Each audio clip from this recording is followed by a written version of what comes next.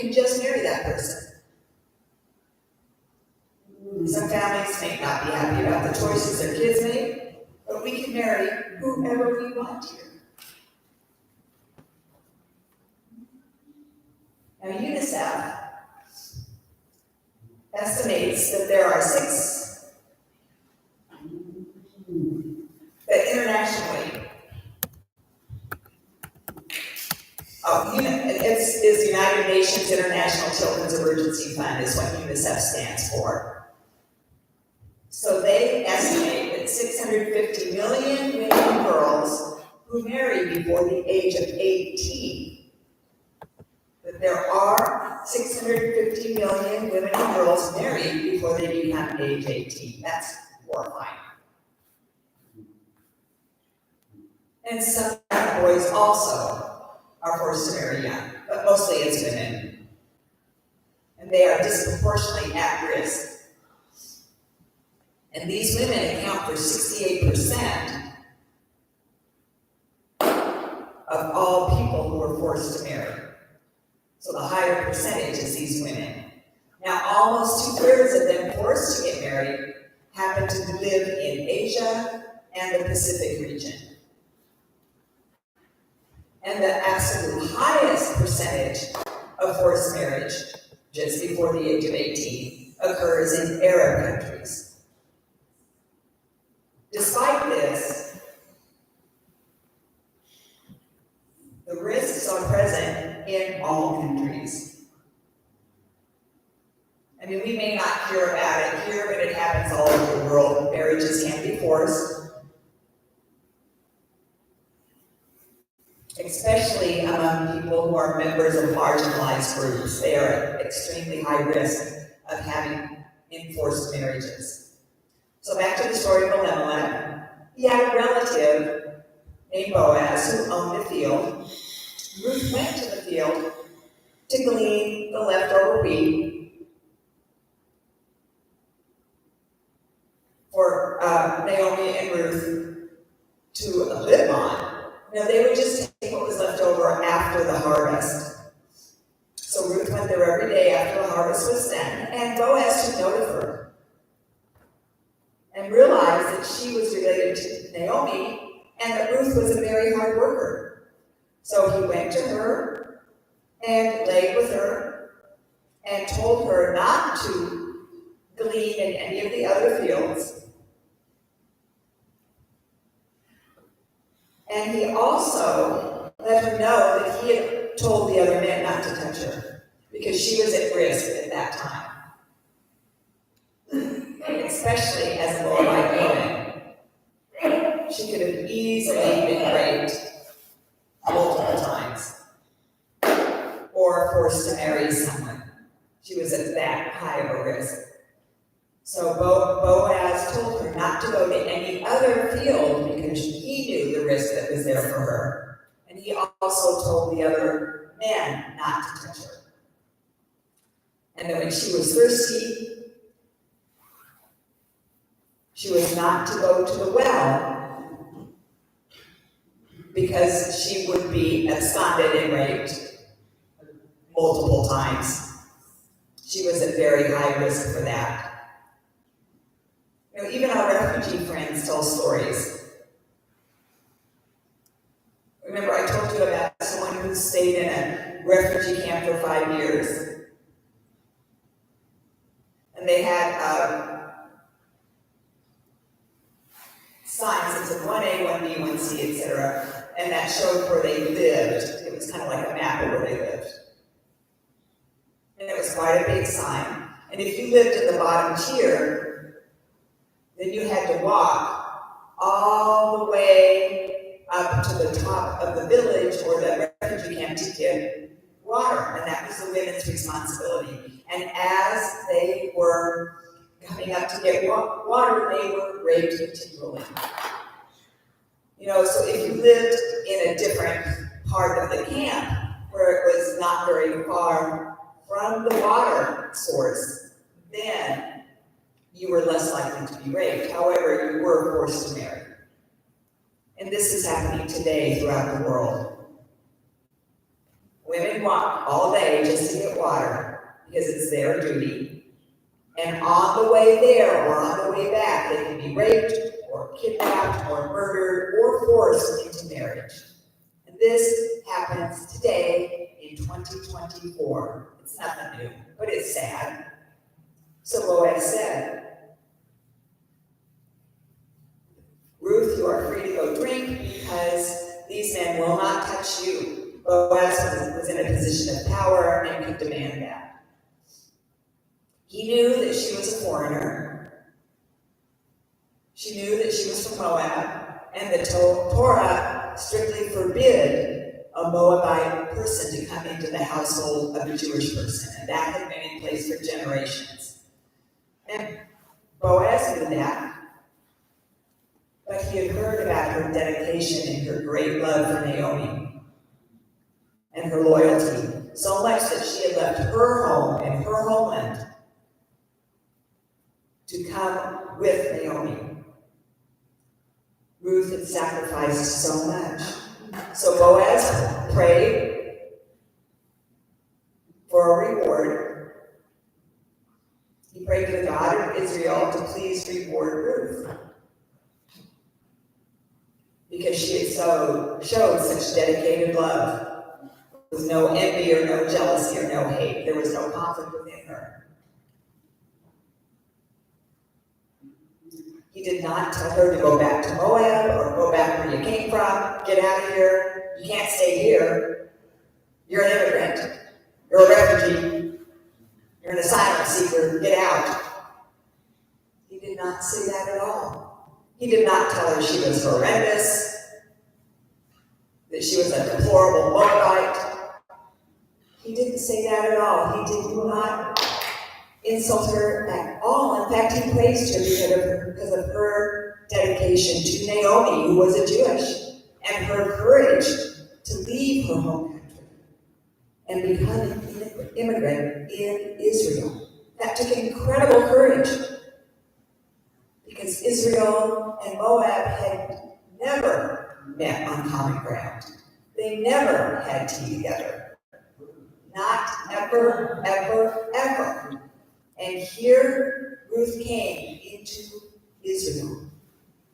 You know, when we read this, it sounds like, oh, well, she left her mom, mother-in-law, and all that kind of stuff. Good, nice story. But no, she left her homeland. She left her parents, her family. She left absolutely everything familiar to come to a place that hated her because she was a Moabite.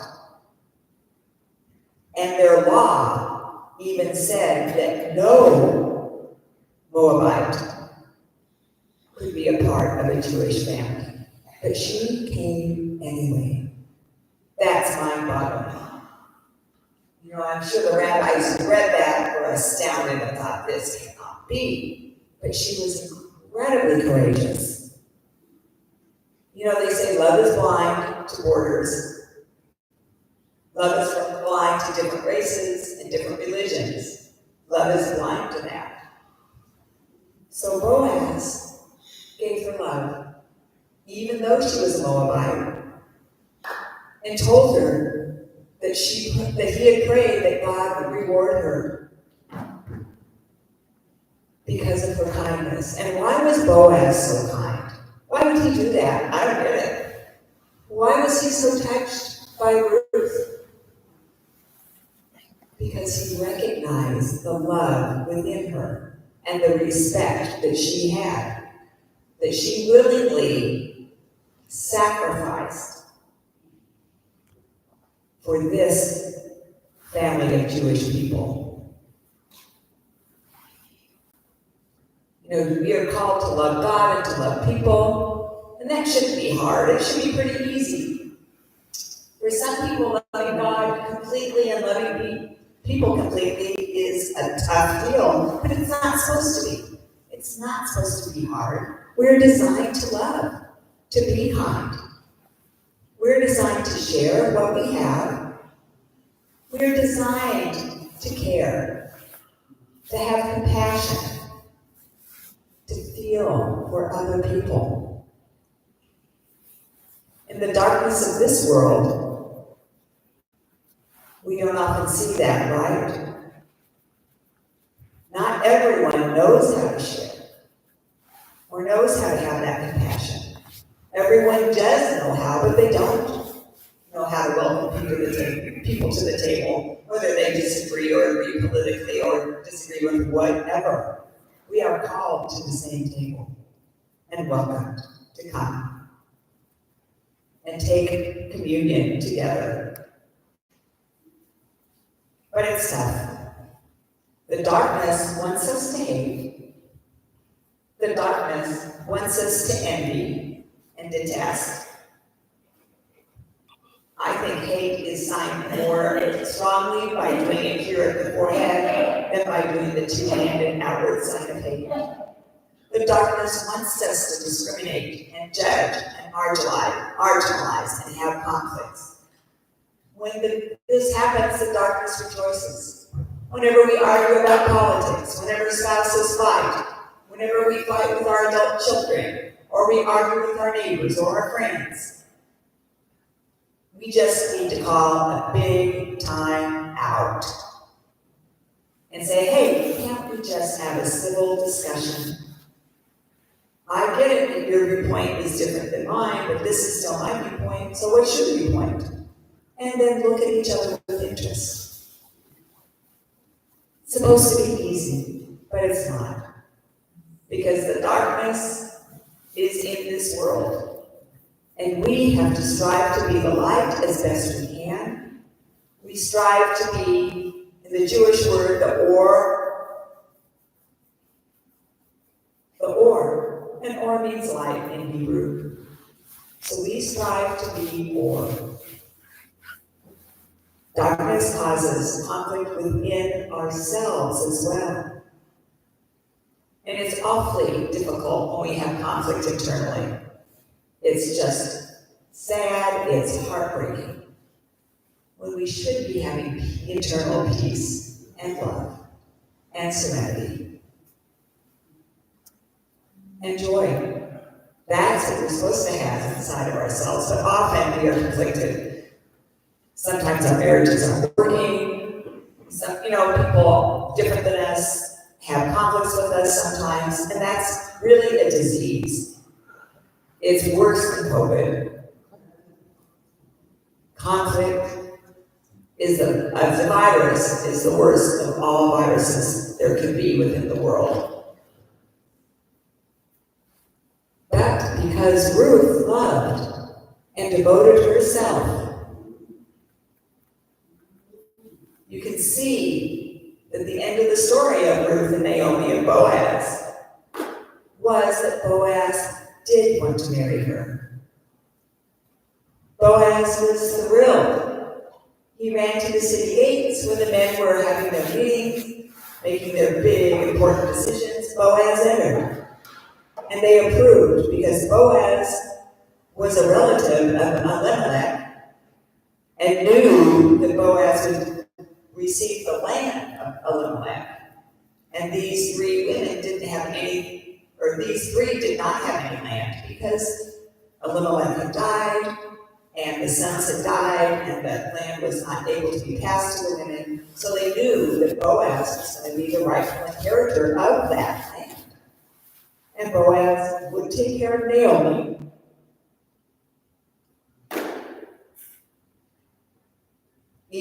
And also would have to treat the wife well, even though she was a Moabite, which it was unheard of.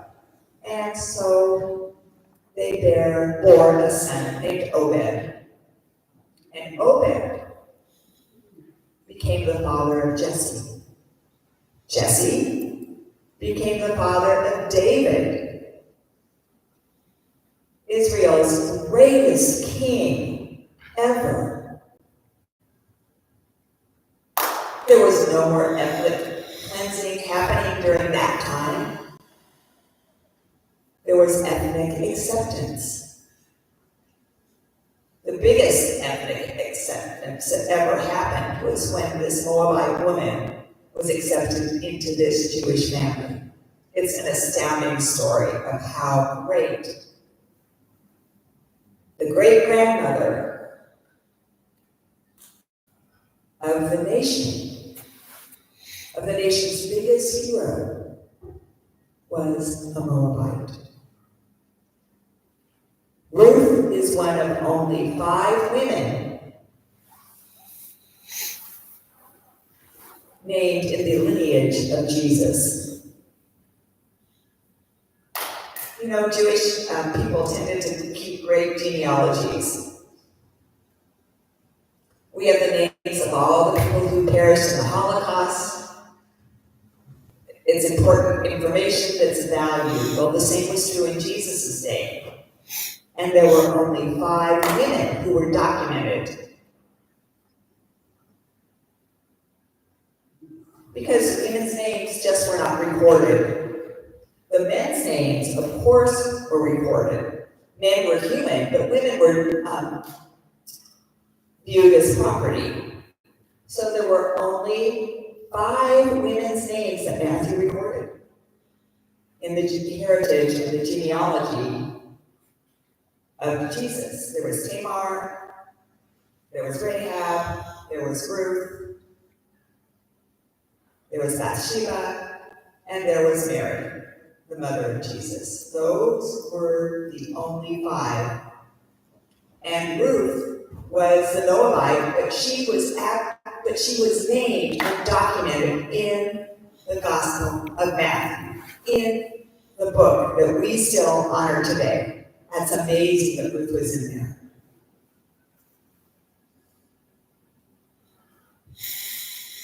So today, if someone is a little askance in our family, we tend to just kind of not talk about that person, right? You know, Rahab was a prostitute. I mean, Mary, you know, was not always the best. But as you read everything, we think that all of these people in the Bible were just absolutely pure, but that is not true. You know, a lot of times we have family members that we don't want to talk about. And why? You know, Ruth was a Moabite. She was forbidden by the Torah to come into a Jewish household. But she was the great-grandmother of King David. So, I think that's very cool. It shows faith and redemption is woven into God's great plan for humanity. And that is cool. Amen and amen. So please stand and sign the Lord's Prayer together with me. Our Father who art in heaven, hallowed be thy name. Thy kingdom come, thy will be done, on earth as it is in heaven. Give us this day our daily bread, and forgive us our trespasses, as we forgive those who trespass against us. Lead us not into temptation, but deliver us from evil. For thine is the kingdom, and the power, and the glory forever and ever. Amen. And may God's blessing and peace be with all of you, and also with you. Thank you. And farewell, live stream people. Thanks, Hannah. Thanks, Robin. Thanks, Jim.